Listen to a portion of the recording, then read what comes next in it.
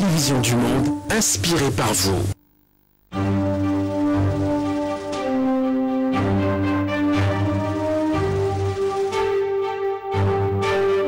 LTM, la télévision du monde, inspirée par vous.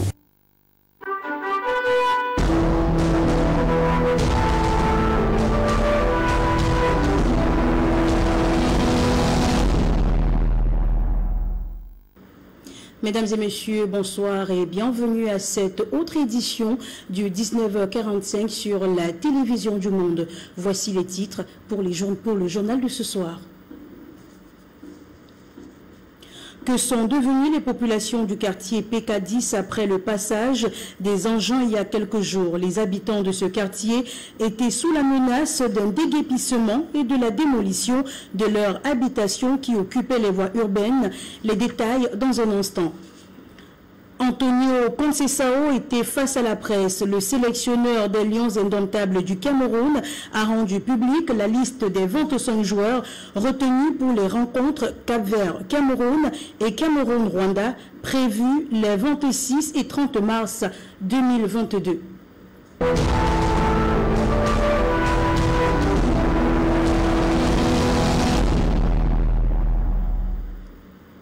Que sont devenues les populations du quartier PK10 après le passage des engins? Il y a quelques jours, les habitants de ce quartier étaient sous la menace d'un déguerpissement et de la démolition de leur habitation qui occupait les voies publiques.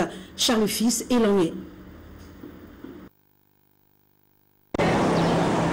Voici à quoi ressemble le quartier PK10 de Douala après le passage des engins. Chose promise, chose due, les casses ici ont bel et bien été effectives suite à un projet de construction d'une route dont le débarrage des travaux était prévu pour 2015. Une semaine après la démolition des maisons qui occupaient abusivement les espaces à exploiter la dite route de 14 mètres de largeur, les populations ici, ou du moins celles qui sont restées, sont contraintes à vivre une nouvelle réalité ici imposée par les dégâts causés par les bulldozers. Nous avons constaté que les citoyens n'ont pas de l'eau, ils n'ont pas d'électricité, certains en ont, certains n'en ont pas. Et puis les citoyens ne parviennent pas à circuler normalement sur la voie parce qu'il y a des caillasses un peu partout. Nous nous sommes cassés, nous n'avons pas d'eau. On va aller où? Peut-être une semaine quand vous êtes cassés. Vous-même vous le voyez partout. Pour la canne. La canne de 2022. Ça fait une semaine qu'ils sont passés, cassés, ils sont partis. Et voici, on n'a pas l'eau, on n'a pas d'électricité. Donc je dors, mais je ne suis pas en sécurité. Avec les chefs du quartier, on nous a vendu une case. Maisons démolies, population déguerpie pour des raisons de développement ou autres causes sont des scènes de plus en plus légion dans la cité capitale, ce qui pousserait à la question de savoir comment en est-on arrivé à ça. C'est l'habitat qui est là, il y a la mairie qui est là. On met les gens sur le terrain pour ce genre de situation, pour empêcher les gens de construire sur le monde public. Ça fait qu'on n'aura pas de problème de casse. Et puis qu'on interpelle les chefs de quartier. À chaque fois qu'il y a ce genre, quelqu'un qui veut construire, c'est une emprise, on dit que non, là tu n'as pas qualité. Que de lui laisser construire, il est là, il fait des enfants 20 ans, 30 ans, 40 ans, après on vient d'écrire, ça peut aller là. C'est ça le véritable problème. En attendant le démarrage des travaux de la zone PK10, il est important de rappeler que d'ici là, une route venant du lieu Kojefar PK10 sortira du lieu d'Ignala Mosquée. Normal donc que ce futur qui se dessine est pour conséquence le présent actuel. Drame du camp militaire à Bata, la capitale économique de la Guinée équatoriale. Le président de la République du Cameroun vole au secours de son frère et homologue Teodoro Obiang Mbazogo. Le chef de l'État a dépêché hier lundi 15 mars 2021 une mission d'assistance humanitaire en terre équato-guinéenne. C'est un reportage que nous propose Jean-Jamon Yetna. La mission conduite par le ministre délégué à la présidence de la République, chargé de la défense, Joseph Betty Assoman, et son homologue de l'administration territoriale, Paul Atangandji, est composée d'une 60aine de personnels de la santé militaire, du corps national des sapeurs-pompiers et du génie militaire. Selon le communiqué signé par le secrétaire général de la présidence de la République, Ferdinand Ngongo, est rendu officiel ce lundi 15 mars 2021. La dite mission d'assistance humanitaire dépêchée par le chef de l'État en Guinée équatoriale a effectivement foulé le sol de ce pays frère et voisin ce même lundi avec une importante cargaison de médicaments, des denrées alimentaires et autres fournitures diverses. Cette mission d'assistance humanitaire arrive ainsi en terre équato-guinéenne au lendemain du drame survenu dimanche 7 mars dernier à Bata, la capitale économique du pays, après plusieurs explosions d'une armurerie du camp militaire d'Nkoatoma, laissant sur le carreau près d'une centaine de morts et plus de 400 blessés à divers degrés. Un communiqué du gouvernement équato-guinéen peu après l'incident fait aussi état des dégâts matériels importants. Cependant, cette sortie écarte toute hypothèse criminelle pour mettre en cause de graves négligences avant les résultats de l'enquête qui a été ordonnée à travers ce geste de générosité et de compassion du président de la République du Cameroun. Son Excellence Paul Biya réitère sa solidarité à l'endroit de son homologue et frère Théodoro Obiang Nguema Bazogo, ainsi que celle du gouvernement et du peuple camerounais tout entier, au gouvernement et au peuple frère équato-guinéen dans cette dure épreuve.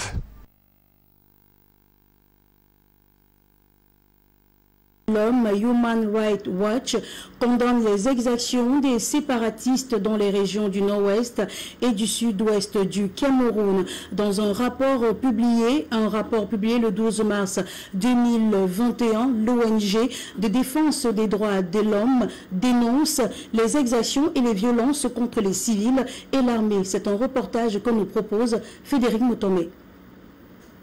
Dans son rapport daté du 12 mars 2021 au sujet de la crise dans les régions du nord-ouest et du sud-ouest du Cameroun, Human Rights Watch se veut interpellatif. Dans la crise sécuritaire qui bat son plein, dans ces deux régions dites anglophones, les séparatistes s'attaquent aux personnes civiles, aux autorités administratives et aux forces armées. Durant les derniers mois, les exactions, enlèvements et demandes de rançon sont montées d'un cran. Dans son récent rapport, Human Rights Watch cite abondamment les actes criminels orchestrés par les groupes rebelles et séparatistes. D'après l'organisation non gouvernementale, ces petits groupes se criminalisent de plus en plus et optent pour un système d'autofinancement à travers les rackets et les enlèvements contre rançon. Dans cette sortie, Human Rights Watch précise que les actes de torture, les meurtres, les destructions de biens et surtout les attaques à répétition des écoles sont devenus les credos par excellence de ces criminels et autres hors la loi. Encore que pour ce qui est du cas spécifique des écoles, les séparatistes ont imposé un boycott de l'éducation dans les régions dites anglophones et ont mis en place des barrages routiers qui gênent la vie des populations et rendent difficile l'acheminement de l'aide humanitaire. Et d'après le même rapport du 12 mars 2021 dernier, l'organisation non gouvernementale Human Rights Watch appelle à des mesures d'urgence contre les dernières attaques des groupes séparatistes qui méritent une mobilisation rigoureuse tant au niveau national qu'international. Ilaria Allegrosi précise d'ailleurs qu'il est temps pour le Conseil de sécurité des Nations Unies, pour les partenaires internationaux du Cameroun, comme par exemple la France, les États-Unis, le Royaume-Uni, de prendre des mesures plus fortes, plus concrètes en imposant par exemple des sanctions ciblées contre les leaders séparatistes qui opèrent de partout et en toute impunité. Elle souligne également que les autorités camerounaises doivent davantage faire des efforts pour la protection des droits de l'homme dans les zones en crise. dématérialisation et simplification des procédures administratives lors des concours administratifs. On en parle au Minfopra. Il était question ce mardi matin à Yaoundé d'étudier la faisabilité de ce projet ambitieux pour le plus grand bien des jeunes Camerounais. C'est un reportage signé Denise Ebele et Mohamed Essoumba. De réduire la corruption, la fraude et le racket des usagers. Ce n'est pas un secret de polichinelle. Depuis quelque temps, le ministère de la fonction publique et de la réforme administrative a engagé un certain nombre de procédures en termes de dématérialisation et de simplification des procédures administratives. Un accent particulier est mis sur l'organisation des concours administratifs. Les candidats se souviennent certainement du processus d'inscription en ligne qui fut effectif l'année dernière. Ils se souviennent aussi de ces épreuves orales en vidéoconférence à partir des chefs-lieux de région. Le Minfopra entend aller plus loin. Le processus a connu un franc succès après un démarrage un peu timide. Et cette année, nous voulons aller plus loin en organisant ces épreuves orales à partir de certains de nos chefs-lieux de département. Et même si possible, tous les chefs-lieux de département. Il est donc question aujourd'hui d'étudier la faisabilité de ce projet ambitieux, les moyens et ressources à mobiliser pour le plus grand bien de ces jeunes Camerounais qui désirent faire carrière dans la fonction publique. Mais voyez-vous, toutes ces réformes n'auront pas d'effet si nous restions seuls à les engager et à les poursuivre. C'est pour ça qu'il est bon que toutes les administrations soient associées, notamment l'IFI, le MINEFOP, le MINESEC, le MINEDUB et bien d'autres, notamment le MINEGEC, avec lequel nous avons signé une convention pour l'organisation de ces épreuves orales par vidéoconférence. Ils entendent donc fédérer leurs connaissances, mais aussi leurs expériences pour que le niveau d'information soit le même pour toutes les parties prenantes. Ce qui permettra alors d'aboutir à des résultats concrets en termes de dématérialisation et de simplification des procédures au niveau des concours administratifs. Les femmes députées ont rendu hommage aux premiers élus sous la coupole. En 1973, elles étaient 7 à prendre place à l'hémicycle lors de la première législature. Leurs noms et prénoms ainsi que la durée de leur mandat ont été gravés dans l'histoire à jamais. C'est un reportage d'Amambri Songomo et d'Elvis Ngwe. Le chemin fut long. Celle qui revendiqua une égalité avec les hommes a dû attendre longtemps pour que sa mémoire et ses combats transpercent les murs de l'Assemblée nationale. Il aura fallu plus de 50 ans pour qu'un hommage soit rendu aux parlementaires Ebanda Isabelle Massoma et Eyefa Salomé qui entrèrent dans l'hémicycle aux côtés de 5 autres femmes en 1973, la toute première législature, emboîtant ainsi le pas à Changa Delphine et Ketia Julienne, la première femme députée en 1960, alors que le droit de vote et celui de se présenter venaient tout juste d'être accordés aux femmes. Depuis lors, les Camerounaises en sont venues à jouer un plus grand rôle en politique que jamais auparavant dans l'histoire du pays. Aux élections législatives tenues le 9 février 2020, les femmes ont remporté 61 des 180 sièges, soit 33% à la Chambre basse, ce qui représente un pourcentage record de députés pour cette 10e législature camerounaise. Cette représentation est supérieure à celle observée aux élections de 2013, où les femmes avaient obtenu 57 des 180 sièges, soit 31%. Le nombre de femmes à la représentation nationale est en train d'évoluer de façon significative. En résumé, je veux dire que cette évolution a été marquée par l'engagement personnel du président de la République, le président Paul Biya. Au musée national, une exposition illustrée par des photos d'archives honore non seulement le parcours hors du commun de ces pionnières du Parlement, mais elles rendent justice à cet événement majeur de l'histoire du pouvoir législatif et de la démocratie camerounaise. Leur dire notre reconnaissance pour leur dire notre fierté et pour leur dire que nous mettons nos pieds sur les traces qu'elles ont bien voulu poser dans l'histoire du Parlement au Cameroun. Encore à ce jour, la parité entre les hommes et les femmes reste pourtant largement insuffisante. Le temple qui exprime aux grands hommes la reconnaissance de la nation souhaite accueillir plus que 61 femmes.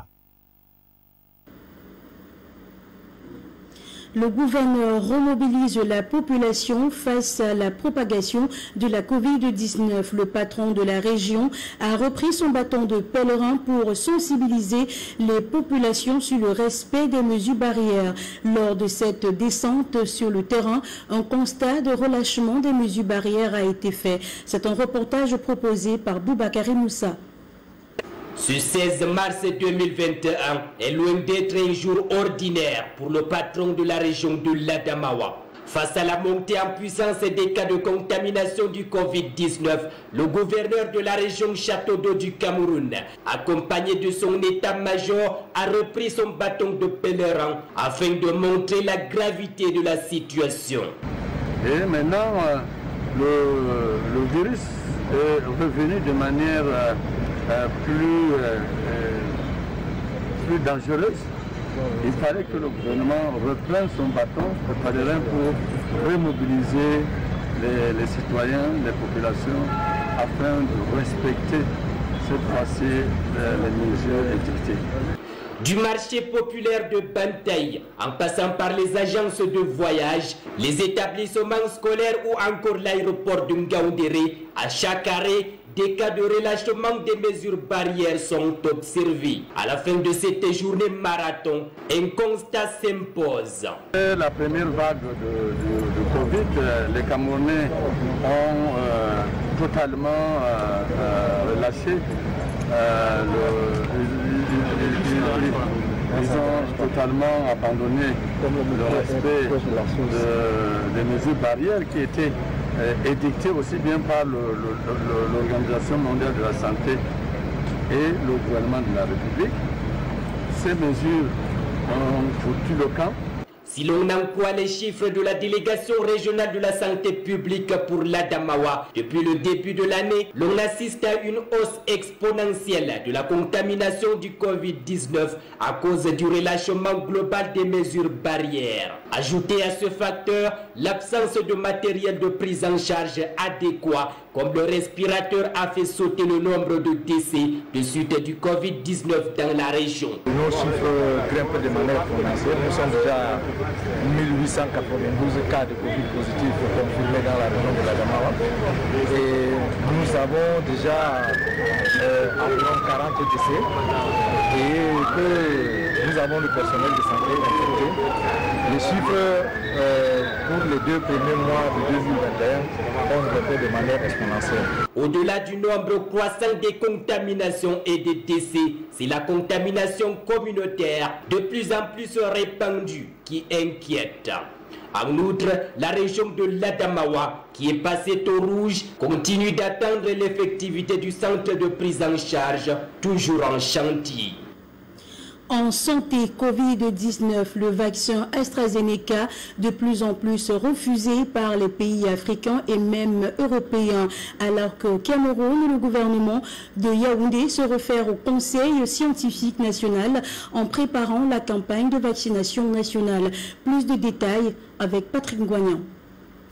Une douzaine de pays ont suspendu par précaution l'utilisation du vaccin d'AstraZeneca malgré des campagnes de vaccination poussives, après le signalement d'effets secondaires possibles, mais sans lien avéré. Dans une lettre adressée aux délégués régionaux, le ministre de la Santé publique, le Dr Manaouda Malachi, précise que dans le cadre de la mise en œuvre de la stratégie gouvernementale de riposte à la pandémie de Covid-19, le Cameroun, à l'instar des autres pays à revenus intermédiaires ou limités, a souscrit à la facilité COVAX initiée par Gavi en vue d'assurer à tous les pays un accès équitable au vaccin. Le ministre Manaouda annonce par ailleurs qu'un lancement imminent de cette campagne de vaccination est en vue et demande à ses collaborateurs de débuter la sensibilisation des groupes cibles et surtout de rendre disponibles les listes des premiers volontaires, tout en rappelant que la vaccination est gratuite et non obligatoire. En rappel, précisons aussi que c'est par un tweet que le ministre avait rassuré les Camerounais en déclarant qu'il a saisi le Conseil scientifique national pour avis. À l'heure où le vaccin de la mort, AstraZeneca, est vomi par bon nombre de pays africains et européens, le pouvoir de Yaoundé tergiverse, un peu comme au début de la pandémie, il y a un an.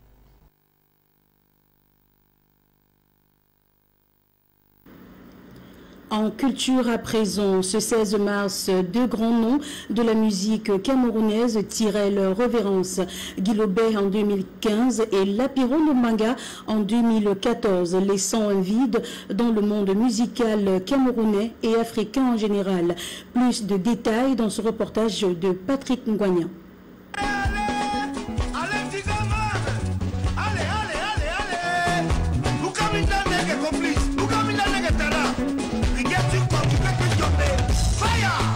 C'est le dimanche 16 mars 2014 que Ndingaman tirait sa révérence à Buffalo, État de New York aux États-Unis. Il avait alors 56 ans.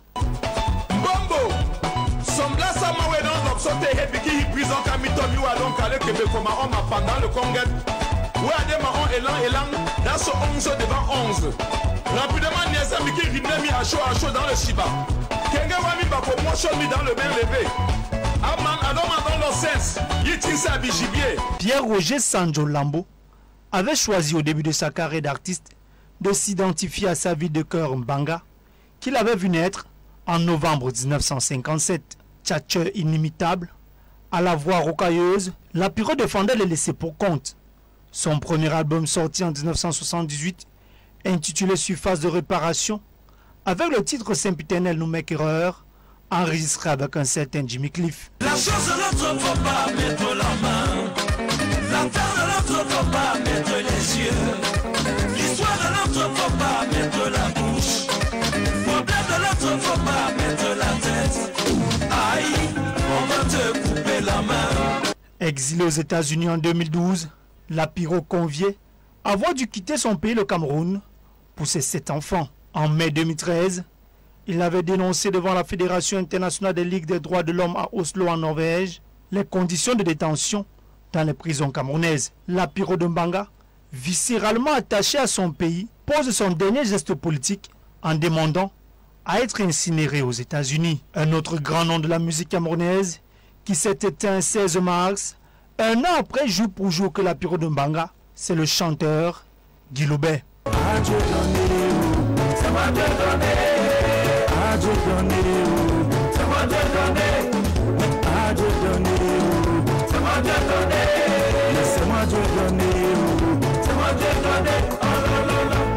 Ce virtuose de la musique camerounaise est décédé le lundi 16 mars 2015 à l'hôpital général de Yaoundé.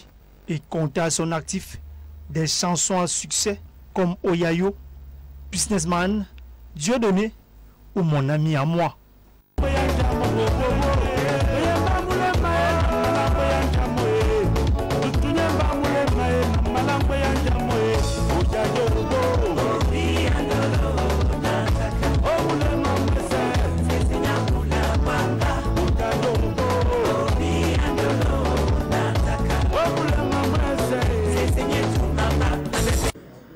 L'artiste ne meurt jamais, nous l'avons confirmé à travers cet élément, ce reportage qui nous a été proposé par Patrick Ngwanya. La communauté africaine et particulièrement celle camerounaise s'insurge contre un hôpital canadien accusé de négligence médicale qui a causé la mort d'une compatriote camerounaise.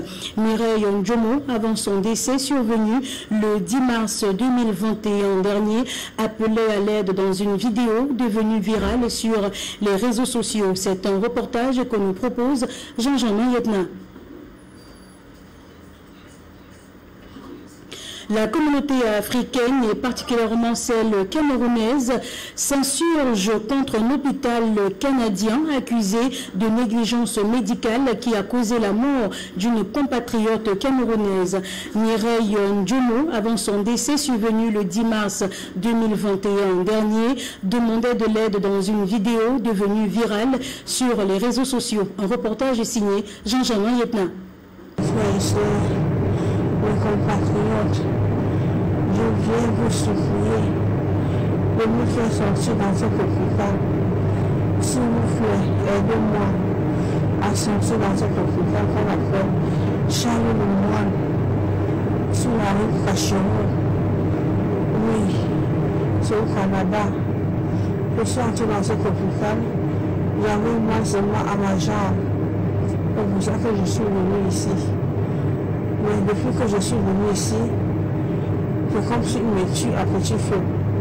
C'est à travers cette vidéo, largement partagée sur les réseaux sociaux, que cette Camerounaise, depuis son lit d'hôpital, Charles Lemoine, de Québec, au Canada, a lancé son cri de détresse. Je vous en supplie, aidez-moi, aidez-moi. Je suis fatigué, je sens la douleur. Je sens que je suis en train de partir, mais je n'ai personne. Aidez-moi s'il vous plaît. Aidez-moi, partagez cette vidéo. Quand vous m'enlevez dans cet hôpital Charles Lemoine à Cachemot au Canada, je vous en supplie. Je suis à la chambre 1641. Oui, aidez-moi. Je vais sortir aujourd'hui là même. Si je reste ici, ils vont m'abattre. Quelques heures seulement après, autour de la toile de la vidéo, Mireille Ndjomo, puisqu'il s'agit d'elle, va rendre l'âme après son évacuation à la dernière minute à l'hôpital général juif de Montréal. Pourtant, dès son admission à l'hôpital Charles Lemoine, le 1er mars 2021, la compatriote et mère de 3 enfants avait prévenu au corps médical de son allergique à une molécule contenue dans la pénicilline. Quand je suis arrivé ici, ils m'ont posé la question de quel médicament je suis allergique. Je les ai dit que je suis allergique à la pénicilline.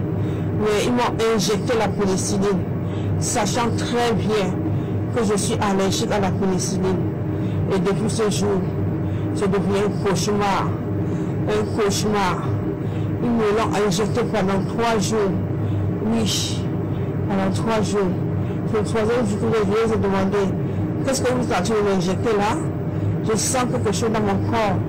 Je sens que je suis en train de mourir. C'est là où ils m'ont dit que c'est la pénicilline. Je vous avais dit que je suis allergique à la pénicilline. C'est une gentille infirmière qui est venue, elle a aussi vu le 3e jour. Elle a dit, mais pourquoi ton visage est gonflé, tes lèvres sont gonflées? Tu es comme ça, tu es bizarre, c'est pas correct. Isolé dans une salle, sans assistance, toutes les tentatives, des connaissances, ainsi que les membres de sa famille, sur place au Canada, se sont avérées infructueuses. Sauvez-moi, pardon, je vous en prie. À me faire sortir dans cet hôpital. Ils me cachent, ils m'ont isolé dans une salle. Aucun membre de ma famille n'a le droit de me voir. Ma soeur qui est au Canada, qui est aussi infirmière, elle est venue ici 2 fois, on l'a chassée. Elle a supplié, on l'a chassée. On a même appelé la police qui ne peut rien faire. Je ne sais pas ce qu'ils sont en train de me faire. Ils sont en train de me tuer. Peuple africain, aidez-moi. Levez-vous pour votre sœur. Je vous en supplie. Je vous en supplie.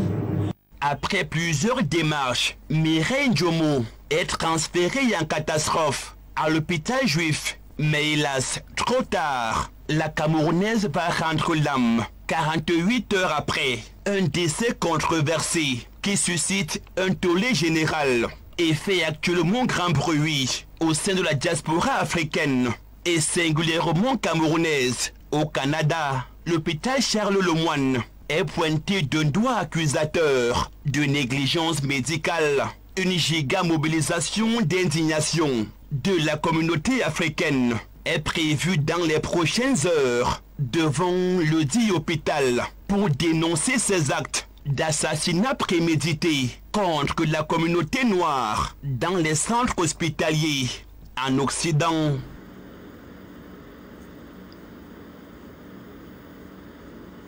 Parlons sport à présent. Antonio Conceição était face à la presse. Le sélectionneur des Lions indomptables du Cameroun a rendu public la liste des 25 joueurs retenus dans la rencontre Cap-Vert-Cameroun et Cameroun-Rwanda prévue pour les 26 et 30 mars 2022. C'est un compte rendu qui nous est proposé par Armand Brisson Gamon et Elvis Ngoué. Une liste de 4 gardiens de but, 9 défenseurs, 6 milieux de terrain et 6 attaquants pour affronter le Cap-Vert et le Rwanda. Les joueurs qui ne seront pas appelés pour ces 2 prochains matchs, ça ne veut pas dire qu'on ne compte pas sur eux.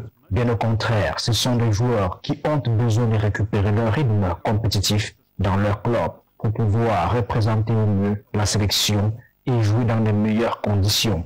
Ils font partie de la famille, de l'aventure, et ce sont des joueurs que nous suivons de très près.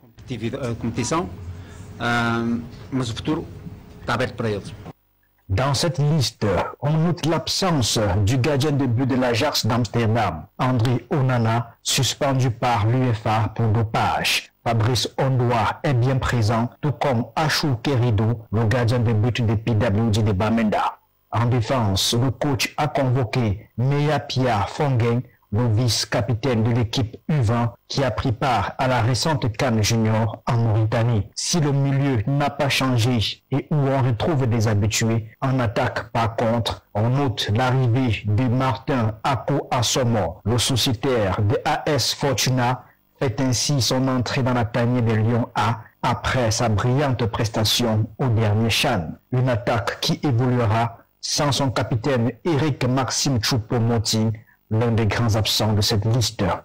Choupo-Moting está na lista de 37 jogadores. Luka Choupo-Moting, il a été présélectionné dans les 37. La liste a été donnée aux responsables de la fédération qui doivent rentrer en contact avec les clubs, les joueurs, pour organiser leur venue.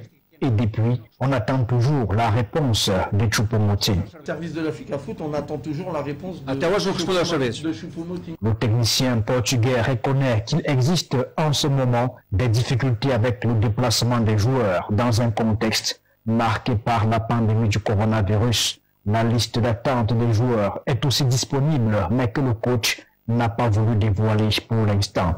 Le Cameroun affronte le Cap-Vert le 26 mars à Préa et le Rwanda le 30 mars 2021 à Douala. Ces matchs comptent pour les 5e et 6e journées des éliminatoires de la Coupe d'Afrique des Nations Cameroun 2022.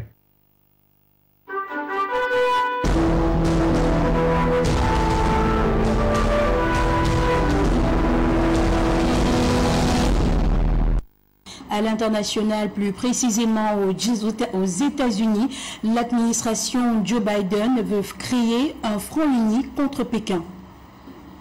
Aux côtés de leurs homologues japonais, le ministre de la Défense et le secrétaire d'État américain affichent leur proximité avec Tokyo et haussent le ton face à la Chine, accusée de chercher à déstabiliser la région.